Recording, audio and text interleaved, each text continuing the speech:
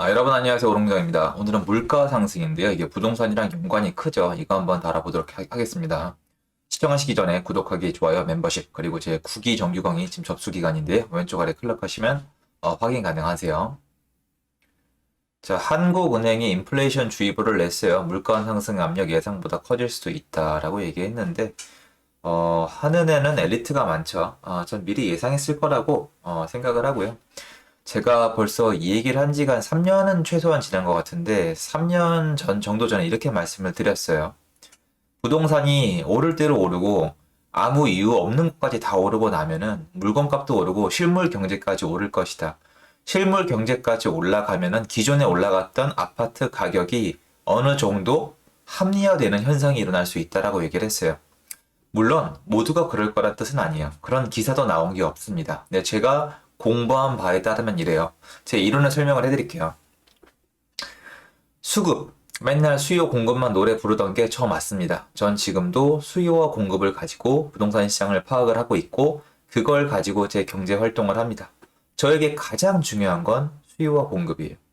하지만 수요와 공급을 봤을 때 전국 부동산 시장이 완전 다 똑같이 올라갈 수는 없어요. 왜냐? 수요와 공급은 다르거든요. 생각을 해보세요. 아파트를 언제 지을까요? 건설사에서. 돈이 될 때 짓습니다. 냉정한 곳이잖아요. 집이 필요할 때, 집이 부족할 때, 아니, 분양이 잘 될 때, 이럴 때 지을 거예요, 이 사람들은. 그럴 때가 아니면 미분양이 날 테니까, 데미지가 크니까 절대 안 하겠죠. 그럼 언제 안 지을까요? 미분양이 나고 더 이상 분양이 안 되면 안 지을 거예요. 많이 지을 때도 있고, 많이 안 지을 때도 있어요. 그런데 지금은 많이 짓는 지역도, 많이 안 짓는 지역도 전국이 제주도까지, 강원도까지, 전남, 뭐 끝까지 다 오릅니다. 전국이 다 오르고 있어요. 몇몇 지역 빼고는 다 오르고 있습니다. 몇몇 지역도 내려가고 있는 현상까지는 아니에요. 무슨 말이냐? 분명히 지금 시장은 수요와 공급뿐만 아니라 뭔가 다른 것도 작용한다는 거예요. 물론 전세 시장도 크게 변화를 했지만 분명히 우리 세상은 유동성, 코로나 때문이기도 하고 기존부터 기축통화를 가지고 있는 미국이 뭔가 문제만 발생하면 화폐를 찍어내면 된다고 이미 결론을 내렸죠. 국제금융위기, 베어스턴스랑 리만 브라더스가 넘어갔던 2008년도의 사태도 그렇게 넘겼습니다. 2년 만에 극복을 했죠. 지금도 마찬가지. 전 세계가 힘들어하고 있는 지금 코로나 기간 동안에 돈을 풀었습니다. 어마어마하게 풀었죠. M1, M2만 봐도 정말 상상을 초월할 정도로 풀렸습니다. 그게 우리 생활에 녹아들 때까지 시간은 걸립니다. 그런데 집값이 먼저 오르기 시작을 했죠. 수급 때문이었습니다. 근데 지금을 보면 끝자락에 가서 한꺼번에 다 오르고 있는 모습이죠. 끝자락이라 하면 여러분이 느끼는 그 체감을 좀 말씀을 드리는 거예요. 전 시장 끝자락이라는 뜻은 아닙니다. 참고로 부탁드리고요. 쫙 올라가다가 지역별로 상해했어요. 서울만 올라가다가 외곽이 오르다가 경기도가 오르다가 또 산발적으로 광역시가 오르다가 갑자기 다 오르고 있지 않습니까? 그러면 어떻게 된 걸까요? 분명히 유동성, 이 화폐 가치의 하락도 영향을 미치고 있다는 거예요. 이럴 때 실제로 화폐 가치가 진짜 떨어진 게 인식이 되면은 실물 경제까지 다 올라갑니다. 물론 여기에 부가적인 설명을 하시는 분들이 많을 거예요. 지금 이게 뭐 선박이 안 돼서, 운반이 안 돼서 여러 가지 중간중간에 멈춘 곳들이 있어서 이렇다고 말씀하시겠지만 어쨌든 결론은 인플레이션이에요. 물가 상승이에요. 장을 보러 가도, 자동차를 사러 가도, 물건을 사러 가면은 가격이 다 올라가는 거예요. 그러면 앞에 집값이 올라갔던 게 처음에는 안 받아들여지는 분들이 많아요. 질문 많이 받았거든요. 야, 봐라. 지금 뭐 네가 맨날 사랑하는 새우깡도 그대로고, 뭐 초코파이도 그대로고, 짜장면도 그대로다. 근데 집값만 올랐다. 거품이다라고 얘기하는 분들이 정말 많았거든요. 제가 이렇게 대답을 했죠.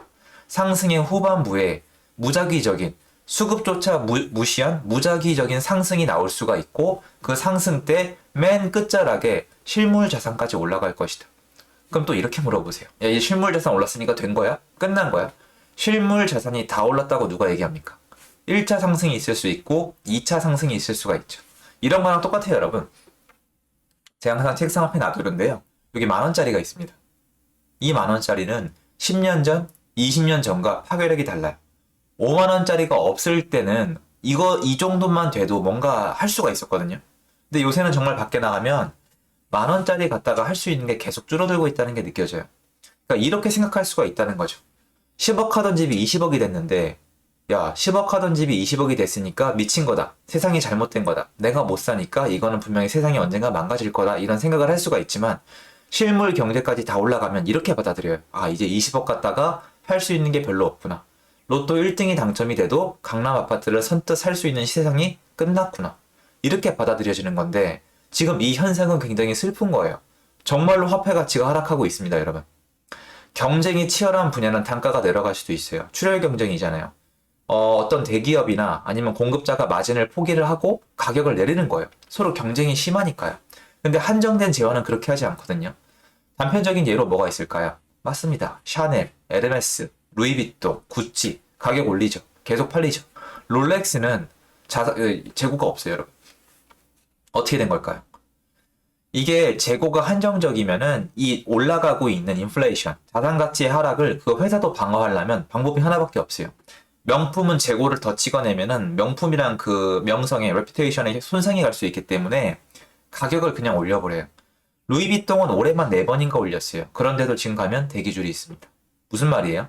철저히 알아보고 본인들이 화폐 가치 하락에 대해 방어를 하기 위한 최선의 방법이 뭐다? 가격을 올리는 것이란 뜻이에요. 그런데 여러분이 보고 있는 장바구니 물가는 각 국가에서 참여를 하는 것도 있지만 더 찍어내면 돼요. 새우깡이 부족하면 더 찍어내면 되고 물론 한계는 있겠지만 분명히 집이랑은 달라요. 뭔가 생산을 더 하면 돼요. 뭐가 인기가 있으면 더 생산을 하면 돼요. 여러분 예전에 프랜차이즈 중에 대왕 카스테라 기억나세요? 그 인기 한번 확 올라가니까 어떻게 됐죠? 미친 듯이 창업을 했잖아요. 이런 식으로 뭔가 잘 된다, 이득이 된다 싶으면 더 만들어낼 수 있는 재화들이 있어요. 그거는 생각보다 가격 상승이 느려요. 왜? 자기들끼리 출혈 경쟁을 한동안 할 거니까. 그런데 부동산이나 한정돼 있는 재화들 있죠. 어떤 게 있을까요? 금이나 은이나 뭐 다이아몬드나 아니면은 뭐 특수한 채권이라던가 아니면 부동산 같은 토지 같은 재화들은 한정돼 있잖아요. 그럼 얘네는 과자나 음식이 아니라 명품 같은 거랑 비슷한 거예요. 명품은 물리적으로는 더 만들 수가 있지만 만들질 않잖아요. 언젠가 걔네가 망하면 더 만들겠죠. 옛날에 그런 브랜드들 많았잖아요. 제 기억이 맞다면 예전에 막 미치코 런던 이런 거 있었거든요. 미치코 런던? 보이 런던 이런 거 있잖아요. 걔네가 되게 고가 정책을 쓰다가 나중에는 그냥 물량을 다 퍼부어 버렸어요. 저가 상품. 그냥 완전 일명 그때 좀 속된 말로 동대문 상품이 돼버렸단 말이에요. 근데 망하지 않은 명품 어떤 혈통을 유지하는 곳들이잖아요. 루이비통 수백 년 된 기업이잖아요. 그런 곳들은 가격을 올려버리는 거예요. 그러면 똑같이 봤을 때 이렇게 물가가 올라가고 인플레이션이 일어나고 화폐 가치가 하락하면은 부동산이나 토지는 어떻게 될까요? 여러분 말씀대로 올라갈 수밖에 없어요. 가격이. 왜냐면 여러분이 속고 있는 게 이거예요. 얘는 가치가 아니에요, 여러분. 가격은 존재하지가 않거든요. 얘는 그냥 교환 수단이에요. 얘는 교환 수단으로 한국에서 인정을 받은 거지 가치를 저장하는 수단이 아니에요. 가치를 저장하는 수단이라면 얘로 오늘 짜장면을 사 먹었으면 10년 후에도 짜장면을 사 먹을 수가 있어야 되거든요. 10년 후에 짜장면이 5만 원이 될 수도 있어요. 이건 아무도 예상이 안 된단 말이에요. 그렇기 때문에 여러분은 스스로 자산에 대해서 방어를 하셔야 돼요. 예전에 했던 얘기를 한번 반복을 드릴게요. 저는 무조건 부동산을 하라는 얘기가 아니에요. 제가 제일 잘 아는 분야가 부동산이기 때문에 부동산 얘기를 많이 말씀드리는 건데 지금 이렇게 인플레이션, 그러니까 화폐 가치의 하락이 느껴지시고 이거 대비를 하고 싶으신 분들은 부동산이 아니어도 다른 걸 선택을 하셔야 돼요. 쉽게 선택을, 이게 말씀을 드릴게요. 자, 선택지가 있잖아요. 자꾸 오해를 하시니까요. 선택지가 있으면, 자, 현금을 가지고 있는 거. 금을 산다. 달러를 산다. 부동산을 산다. 이렇게 드리는 거예요. 근데 대부분의 사람들이 본능적으로 아무것도 하고 싶어 하지 않아요. 그래서 뭔가 하는 사람을 욕하는 분들이 꽤 많은데요. 여러분이 자동적으로 번들, 기본값이 있어요. 기본값은 뭐냐면 1번이. 근데 지금 이렇게 만약에 화폐 가치가 하락한다면 시간이 지나서 1번을 택한 분들이 웃고 있을까요? 선택을 하셔야 돼요. 저는 심각한 문제라고 생각을 해요. 부동산을 꼭 하란 얘기가 아니라 뭔가 행동을 하시라고요. 제 채널 자체가 살아남고 각자 도생하고 내가 좀 더 잘 살고 싶어서 보는 채널이잖아요. 그러면 부동산에 대한 선택이 고통스러우니까 하기 싫다 하더라도 현금만 가지고 계실 건지 선택을 하세요. 여기 또 죄송한데 빠진 게 있네요. 주식, 비트코인. 미국 주식도 있죠, 미국 주식. 선택지는 많아요. 근데 저는 여기서 제일 유리하고 제일 인플레이션에 솔직하게 반응하는 걸 택한 것 뿐이고, 요새 보면 비트코인이나 미국 주식해서 부자 되신 분들 많아요. 지금 강남 가보면 비트코인 통해서 건물주가 된 20대, 30대가 실제로 있거든요. 그래서 여러분은 이걸 보시고 그냥 지나치지 마시고, 야, 이거 극단적인 상황에서는, 여러분, 극단적인 상황에서는 무선택이 상책이 아니에요. 극단적인 상황에서는 중간에 가만히 있으면 뒤로 처지는 게 아니라 뒤로 넘어져서 머리가 깨져요. 머리 깨진 다음에 후회하지 마시고 중간에 껴있지 말고 뭔가 선택을 하셔야 돼요. 제가 여러분이라면 정말로 현금이 아니라 밸런스는 맞추겠지만, 왜냐면 현금은 교환 가치니까 최고의 유동성을 갖추고 있으니까 다 버릴 수는 없겠지만, 현금은 쓰레기가 아니에요. 제가 예전에 했던 얘기들은 레이 달리오의 얘기를 인용해서 화폐 가치가 내려가고 있다는 걸 좀 강하게 전달드리고 싶은 거죠.